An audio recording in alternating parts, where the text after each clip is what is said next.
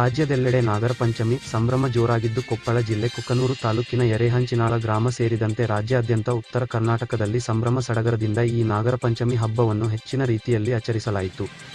ನಂತರ ಹಳ್ಳಿಯ ಮಹಿಳಾ ಭಕ್ತರು ತಮ್ಮ ಕುಟುಂಬದ ಸಮೇತವಾಗಿ ನಾಗರ ದೇವತೆಗೆ ತೆರಳಿ ನಾಗರಕಲ್ಲಿಗೆ ಪೂಜಿಸಿ ಹಾಲು ತುಪ್ಪ ಸಿಯಾಳಾಭಿಷೇಕದ ತೀರ್ಥ ಸೇವೆಯನ್ನು ಮಾಡಿ ಮನೆಯಲ್ಲಿ ತಯಾರಿಸಿದ ಸಿಹಿ ಪದಾರ್ಥದ ಉಂಡಿ ಉಸುಳಿ ನಾಗರ ಕಲ್ಲಿಗೆ ಪೂಜೆ ಸಲ್ಲಿಸಿ ಹಳ್ಳಿಯ ಭಕ್ತರು ಪುನೀತರಾದರು ಎಂದು ಸರಸ್ವತಿ ಕೋಳೂರ ಹಾಗೂ ಸವಿತಾ ಕೋಳೂರ ಇವರು ತಿಳಿಸಿದರು. ಈ ವೇಳೆಯಲ್ಲಿ ಮುಂತಾದ ಹಳ್ಳಿಯ ಕಡೆಗಳಲ್ಲಿ ಸಾವಿರಾರು ಭಕ್ತರು ನಾಗನಿಗೆ ತನು ಮನ ಅರ್ಪಿಸಿ ಕೃತಾರ್ಥರಾದ ಬಳಿಕ ನಾಗನಿಗೆ ಪೂಜಿಸಿದ ನಂತರ ಅರಶಿನ ಎಲೆಯ ಅರಶಿನ ದಾರವನ್ನು ಹಳ್ಳಿಯ ಜನರು ಕೈಗೆ ಕಟ್ಟಿಕೊಂಡು ಗ್ರಾಮಸ್ಥರು ಎಲ್ಲರೂ ಸಂಭ್ರಮಪಟ್ಟರು. ವರದಿ ಎ.ಆರ್. ಕೋಳೂರ, ನ್ಯೂಸ್ 92 ಕೊಪ್ಪಳ.